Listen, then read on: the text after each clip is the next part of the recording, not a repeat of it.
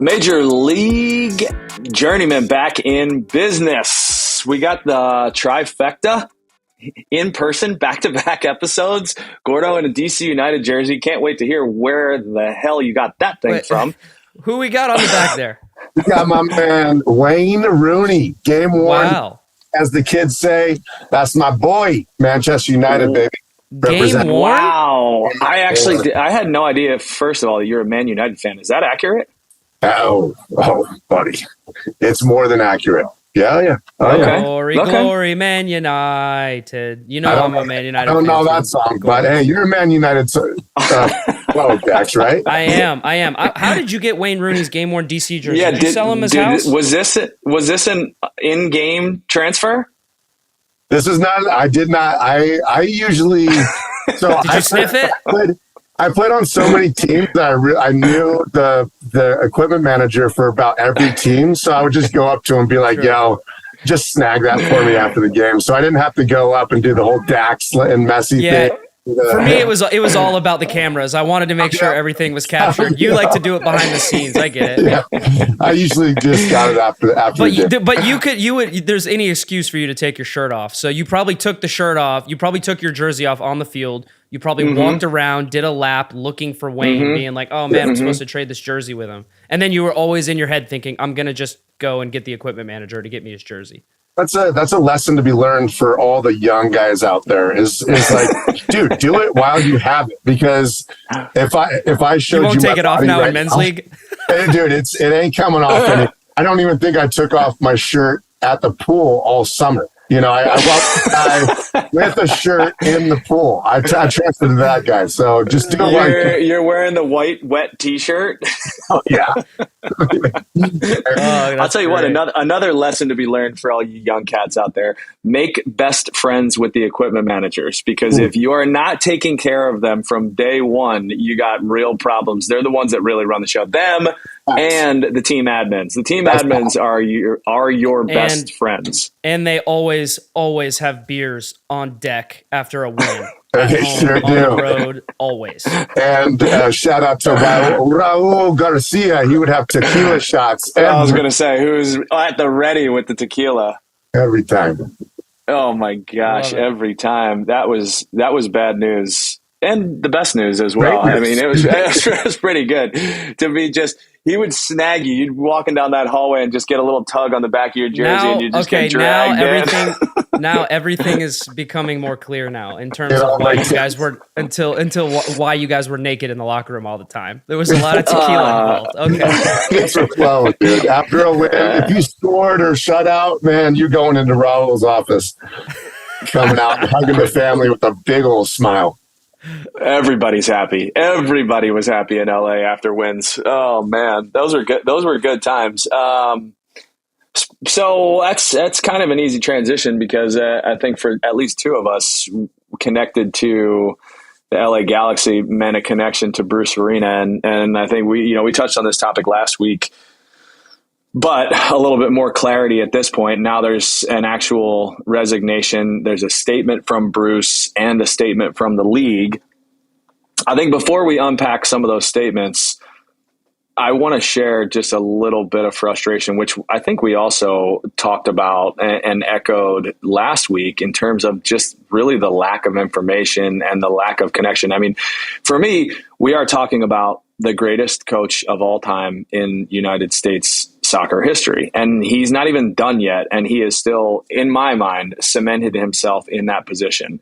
And we are staring at a situation that we really don't know anything about. I mean, it's pretty crazy that even the things that are coming out, or the things that are trickling out, whether that's in personal circles or the rumor mill, or what's getting reported by Athletic, who seems to be the only individuals that are willing to touch the story, are all coming from the air quote sources, and the people that are maybe in positions to be able to talk about some of this stuff and address some of the concern, because this is a guy that has been invested and involved in this league and this game and this sport for a very, very long time. And we're not talking about just a coach here that was was coaching youth or coaching for a handful of years. We're talking about the most decorated coach in U.S. soccer history at the echelons that he participated in, and someone that has really helped grow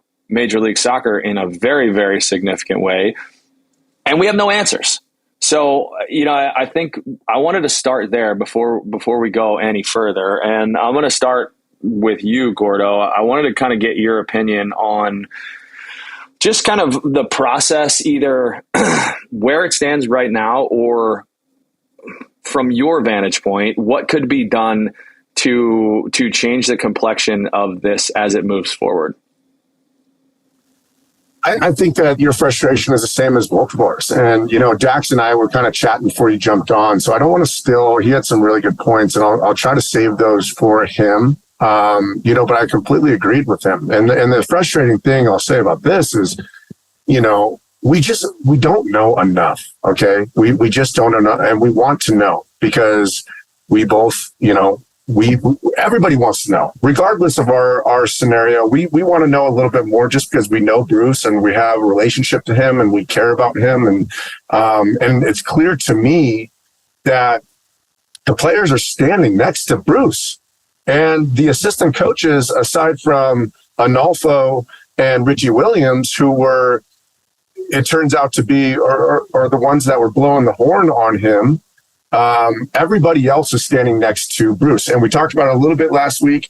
And that's why I said, hey, we talked about Shaori's, his comments. And I was like, it just doesn't seem that bad to me. It doesn't seem like a racist thing to me. We don't know, but it clearly wasn't at this point because Shaori wouldn't have come out and said that to him. So, what I will say is, I want more transparency about the scenario.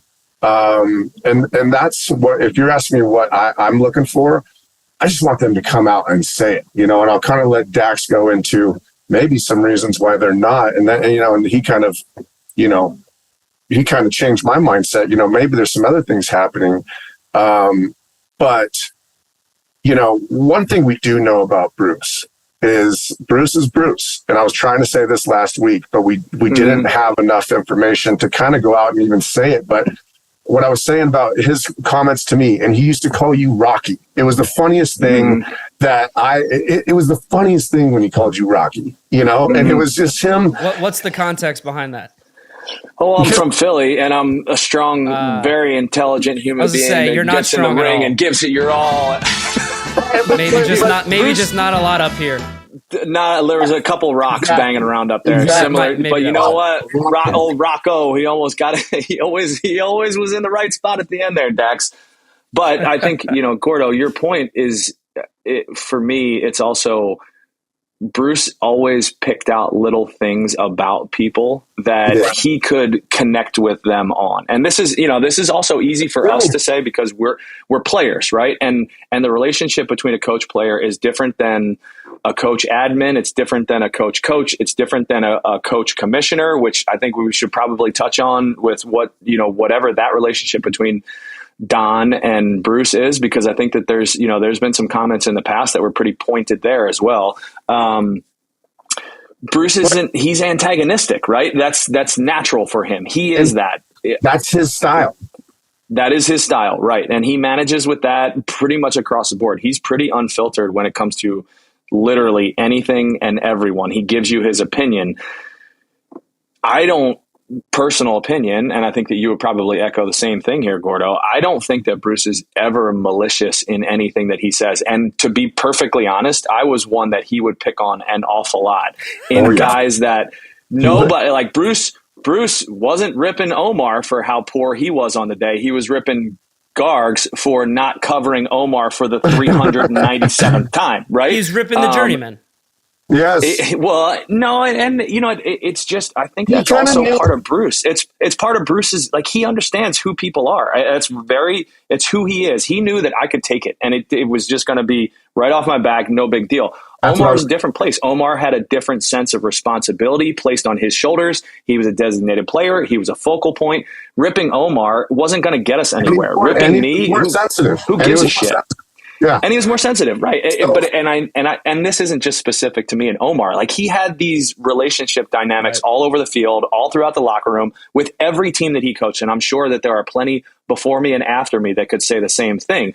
I never took it personally. The only way that you knew that Bruce was probably had an issue with you was if he wasn't communicating with you. Absolutely. If he wasn't communicating with you, then you were like, uh-oh, there might be something wrong there. But if he was talking to you and calling you a crackhead or calling you whatever he was calling you, or Rocky to me, like, knowing, like, and him saying, calling me Rocky, was because, you know, there are decisions there where you're like, you're going face first instead of making an intelligent call, right? And that was also something that I think he saw as a real positive. You know what I mean? Like, there's a weird description here, because I think the value of calling Gordo a crackhead wasn't necessarily because he did drugs in his past. It was because it changed who he is as a person, and also was really valuable because of that. Like, the person that Gordo is, that we know and love, was every bit of that in the locker room, and not everybody was like that. Gordo's Gordo. He's one of one.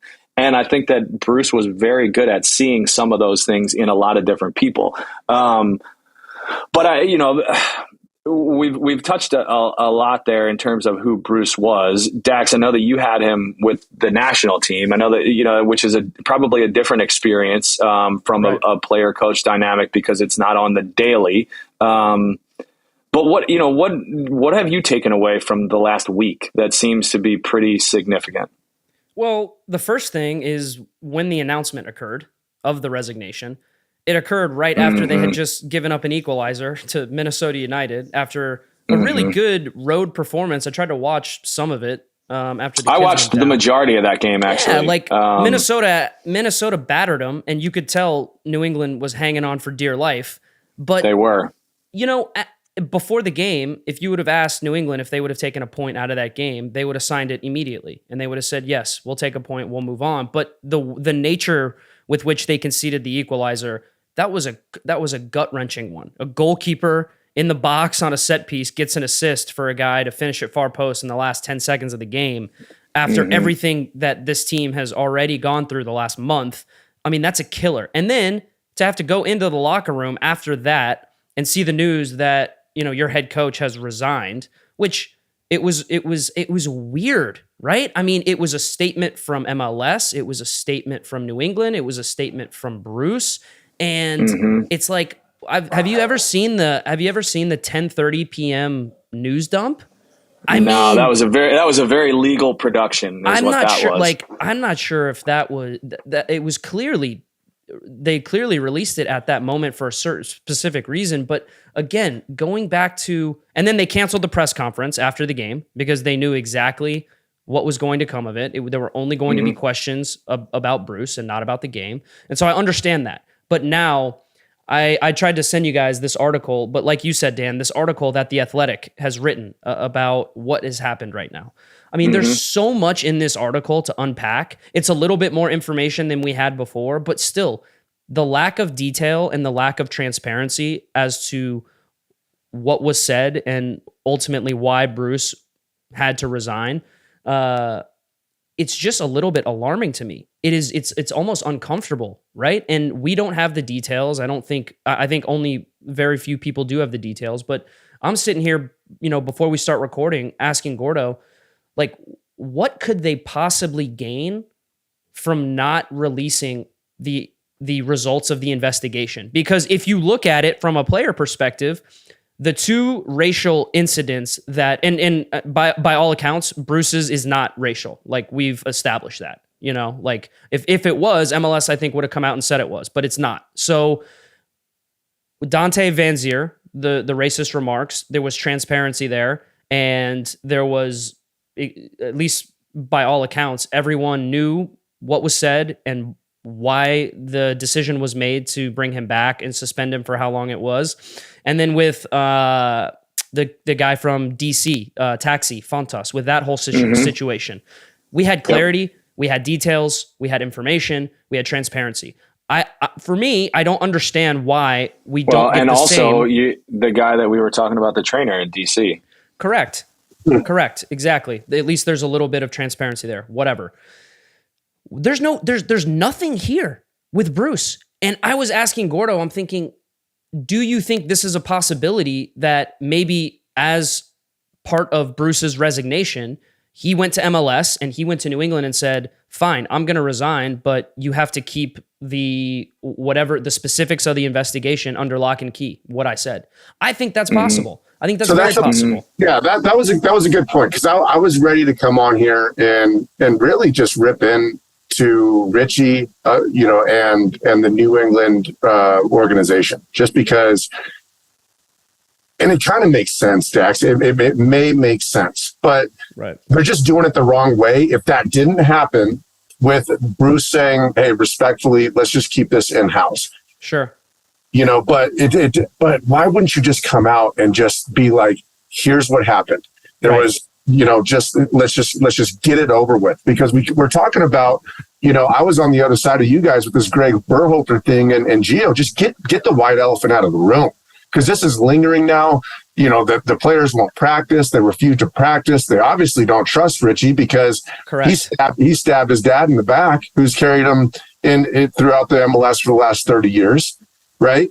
And so, so that's another, that's another dynamic that we need to chat about too. But I do think that what you guys are talking about right here in terms of sharing some of this information, the way that I read the statement from Don or from Major League Soccer or whatever that was, I felt like it left the door open for Bruce to coach again.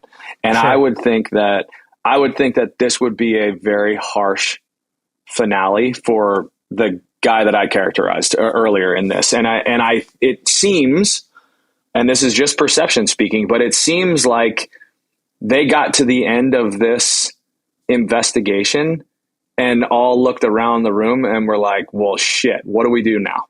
That's exactly what happened. So then it's, well, we have to do something, but what are we going to do? And ultimately, it makes it, to your point, Gordo, or to whoever said it, just being open now, because now the next step is, it's not like the soccer community is a big community, number one. Right. Number two, it's not like people are just going to stop asking questions. Like if we were talking about a third assistant in Minnesota, maybe we can sweep this one under the rug and just move right along. And you know what? With the way that the media landscape works in the information age, maybe this will happen for Bruce. Maybe this will happen for Major League Soccer. Maybe they'll catch a win here and no one will continue to ask questions. But now Revolution players aren't training. That's a big question mark, a massive question mark. We're talking about a team that's in third in the East, and has a real chance to be, to make some noise here. They're pissed. Saying the exact same. They're saying the exact same thing. Hey, what the hell is going on? And I just in that Athletic article, something that really stood out to me, like very clearly, was that after Brian Bilello, I guess, who's the president of the Revs, came out and had an hour-long meeting with the players, they were not satisfied. They were not satisfied with what they were told, which is crazy. Which means that they're holding this so close to the vest that the players and the people that you're asking to go out on the field and give everything for the crest still are kept in the dark about what's happening to their general, the guy who is supposed to lead them, the guy who brought all of them in. He gave them all of their contracts. He put this team together.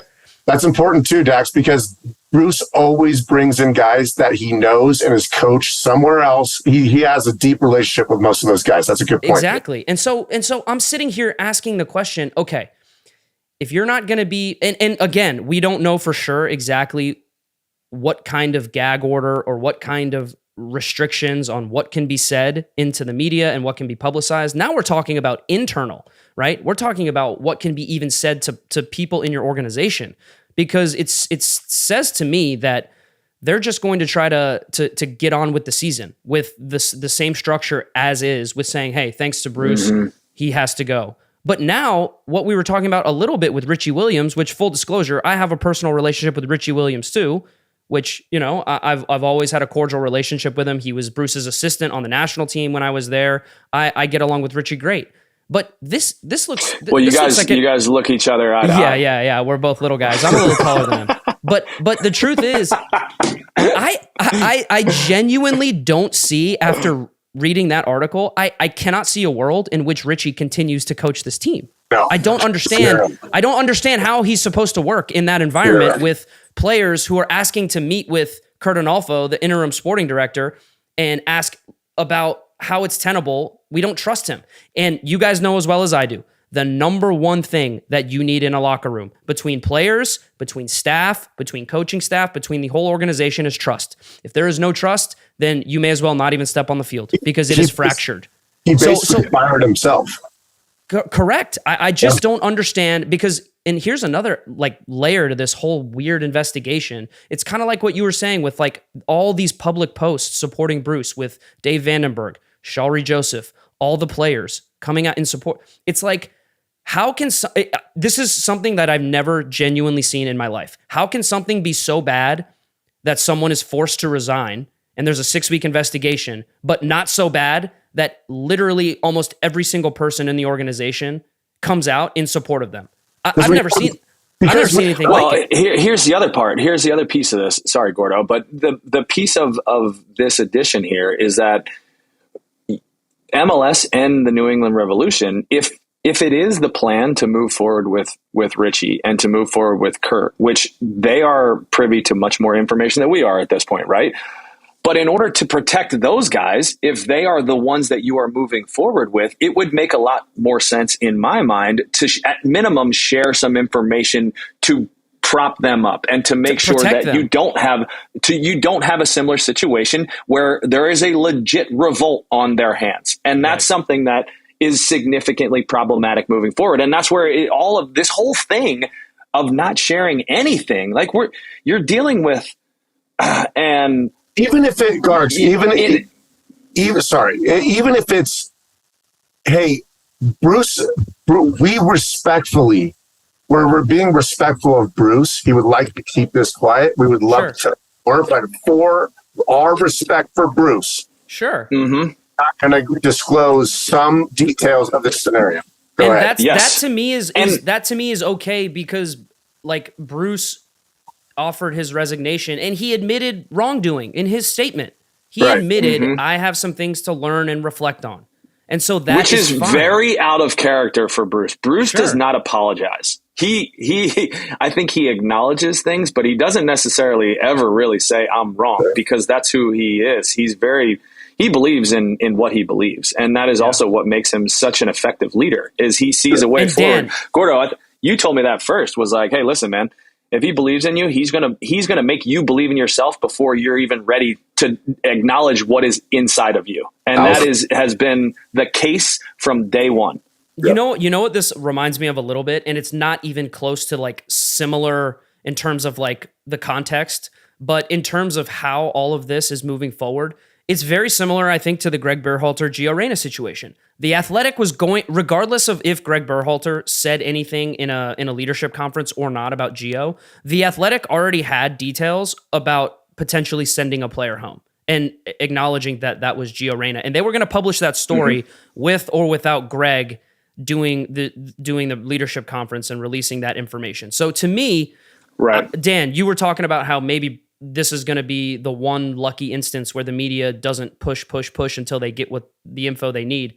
I don't see it happening. There's no way that we don't find out eventually more info, whether MLS likes it or not, whether Bruce likes it or not. To me, the sooner that all of this just comes out and people can process it and contextualize it and form an opinion on it and then move on, the better it is for New England. But I don't know when that is going to be. Yeah, and part of that was, in being specific to what I was saying there, I said maybe time will just go on. And what does happen from time to time is a bigger story just happens to fall in their lap, and then, it doesn't ultimately materialize. But in saying that, we also talked about this for Greg and for Gio and for the U.S. men's national team being a different time in media coverage and exposure and asking questions and players with platforms wanting to know answers and really kind of digging at, and not being accepting. I mean, this stuff has happened before. specifically to the Revs. I can't remember the exact instance, but I do remember when they went. Do you remember, Gordo? Dax, I don't know if you were in the league yet, but there was like a Champions Cup or some iteration of CONCACAF Champions League back in the day where the Revs went like 4 times in a row and they didn't get a bonus and they refused to take. Was it Superliga? With Houston. Superliga. I was in the league, baby. Come on, you know, you guys are dinosaurs, but I'm a little baby dinosaur. You used to go up there and accept it. Yeah. But that's a story that, probably would have gotten covered a lot more. But now we're talking about, okay, this is the New England Revs not taking the field and training because of the greatest coach in U.S. history also resigning and us not having any answers. I don't think it's going away, but I also think that whoever is advising the league and New England Revs on information to share or how to handle this process, they're swinging and missing big time. Did you see they had a press conference today, and they're probably telling Richie, "Hey, any questions about Bruce, just refer him to the MLS statement." And someone asked, "Hey, Richie, like, how did it make you feel when you found out that Bruce had resigned?" And Richie just referred to the MLS statement. It's like, bro, I'm not asking you any details. I'm asking you how it made you feel. You know what I mean? Mm-hmm. It's just that it stinks. The whole scenario stinks. Here's what bugs me about today's society. If you want to get into that, okay, and yeah, let's do it. I've touched on this a little bit. Okay, this happened to me. I won't even go there. Here's what bugs me. Okay, Bruce is an old school guy. No, I will get into it. Okay. Okay. I love it. We are witnessing a live conversation with Gordo v. Gordo right now. Wait, which shoulder is the angel on and which shoulder is the devil on? Should I tell him? No. They're going to crucify you. Okay, let's do it. I had a homophobic slur when I was with, I called Will Johnson a homophobic in San Jose. Okay. Yep. Here's why I got mad about that. Okay, I was apologetic. I didn't want to hurt anybody's feelings, but that's not who I was inside. You made a mistake. I made a mistake. And you were wrong, and you acknowledge that. I had a really good relationship with the front office in San Jose, and they came out with a statement, and they basically separated themselves as far as they possibly could from me. And you guys know me. You know my heart. You know how I feel about this, about that sexuality. I don't give a shit. I don't care. I don't have any harmful feelings, but they separated themselves and they didn't stand up for me as a person. Okay. And I understand and I think every corporation in the entire nation, I won't go world, but nation does that. They don't, even if they know somebody and they know their character and they have a deep relationship, they won't stand by them because they're so scared of the backlash from an entire set of people. So why couldn't Don take, like, your kids, dude? Why couldn't Don take Richie? And why couldn't Richie go to Bruce and be like, dude, don't say that. Don't like that. Right. That's off limits for me. If he had an issue with what Bruce is saying, issue, right. You know what I'm saying? Just like, hey, yo, I know who you are. We've been together for 30 years. Don't do that. That pisses me off. Get in his face. I'd get in your face, and you guys are some of my best friends, and then we'd be friends again. You know what I mean? And then why couldn't Don Garber take him in the office and be like, guys, Bruce, why'd you say that? Don't say that again. Can you just hug? Yeah, man. HR. There's hey. That's what I don't like about this society is nobody's willing to stand up for somebody. Guards, you said it earlier. We all know what kind of heart Bruce has. Dude, the guy is a softie. For everybody else that doesn't know him, they probably see this New York guy that's yelling on the sideline. He's effing everybody off. That's who he is on the sideline. This guy is one of the most sensitive, caring people that I've ever known in the game of soccer. And I truly mean that. He truly, truly cares about people. And I'll stand behind that forever. Yeah, I think the problem, Gordo, now is, like, while in theory, as old school guys, that seems like a logical way to handle the situation. when there are official complaints made, and when there are HR departments involved, and when when it goes to a third party, right? If it's just between you and me, we can handle it, no problem. As soon as a third party gets involved, that's it. I think you have to. I think you have to be, and it should be like that, because you have to be buttoned up in terms of lawsuits, in terms of public image, whatever you want to talk about. It has to be like that. But to your point, Gordo, that's a little bit of an old school way of handling it, and I think we touched on it. We touched on it a little bit last episode. Times have changed. Locker rooms have changed. The way that you talk to people, the way that you communicate, it has completely changed. And I personally think a lot of it is for the better. And some people may disagree with that. But at the end of the day, you still have to your point, if you have a relationship with someone and you have an issue with them, I would say handle it. Yeah. Right? Yeah. Now, communication is key. What we don't know is maybe it was tried to been approached that way. Maybe. Yeah, it could happen. The problem is it's hard talking about this when there's almost no detail, right? And so we're almost just pissing in the wind here, and we're trying to talk about it eloquently and succinctly, and be very buttoned up about this topic when we just really don't know that much info. And I think Gargs hit the nail on the head earlier when I don't think we'd care about this if it was not Bruce Arena, right? And if it was someone that we all didn't have personal relationships with, but also someone who is widely considered one of the greatest coaches in soccer history in the US. So yes, of course, there are going to be more questions than answers right now. I just hope that we get a little bit more detail in the future. Yeah, I think you guys are both right. I'll straddle the fence to finish this up. I do think, to what you're saying, Dax, we talked about this. I asked you point blank, is the locker room a different place than what it was before, the sanctity of the locker room? And I think your answer was really more about our culture as a whole, our society as a whole.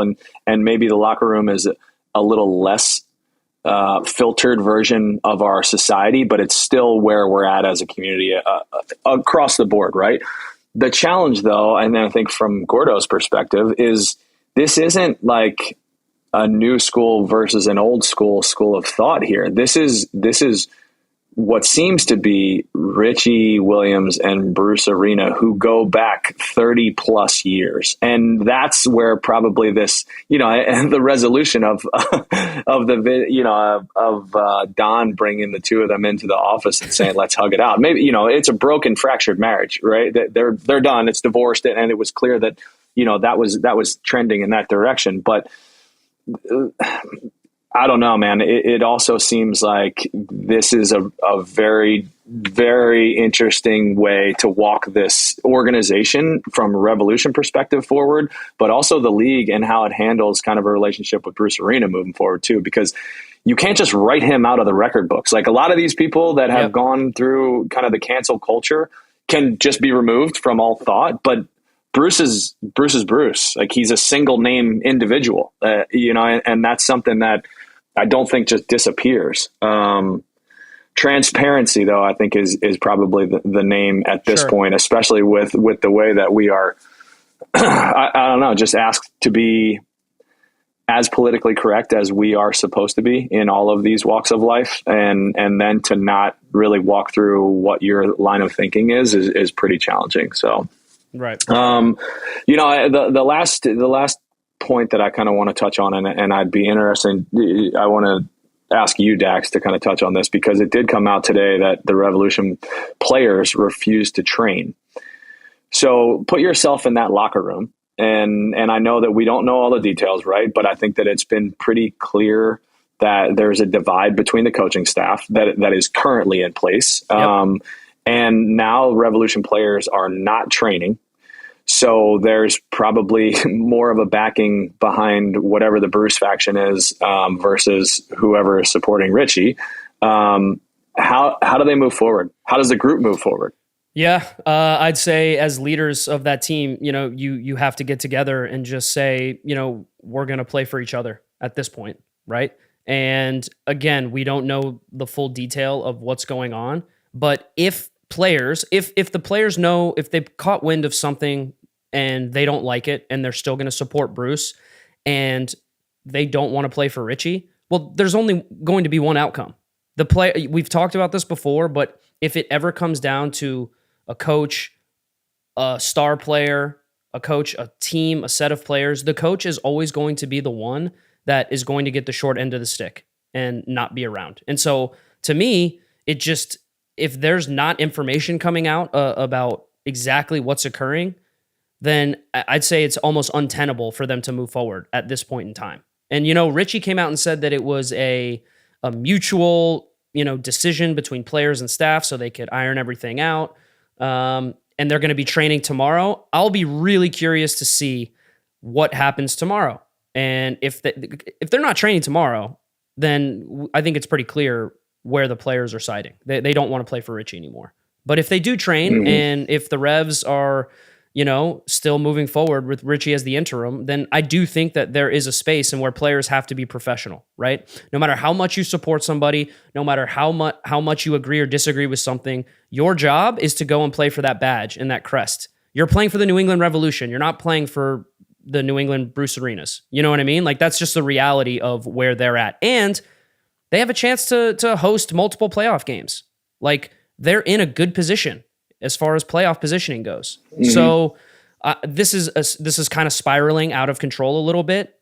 So if I was a leader in that locker room, I would just say, hey, listen, this is still a good team. This is a team that has a chance to do something special. And regardless of what's going on the outside, let's internalize this, right? Let's make sure that we go on the field as a team and try to play for ourselves, our families, and the fans. That's pretty much all they can do at this point. Gordo, do you have a differing opinion or anything to add to that? No, he's right. He's 100% right. I was just thinking, can you remember any team in any sport ever kind of protesting against their coach coaching? It's a unique situation. So if they did that today, like Jack said, at some point they need to play. They worked really hard to put themselves in a position to contest for a title here. I can't even see them not going out there. But the writing's got to be on the wall. I think the one thing that should happen, if Dax is our captain, as a council member, as a veteran, and in every locker room, the veterans always get together. Okay, it's an unspoken thing there's always a natural progression of veterans that are kind of the trusted advisors for the captain, and will kind of move around the locker room and ask guys their opinion. How are you feeling? How are things going? And then he can report it to the coach with trust from the players that he's going to have some kind of, some kind of, feeling and not go out and kind of just tell the coach everything, right? So what needs to happen is whoever the captain is on that team, who is it, Heel? I think so. Yeah, Carlos Heel. He needs to go to the front office, and whoever that may be, and they need to have a conversation.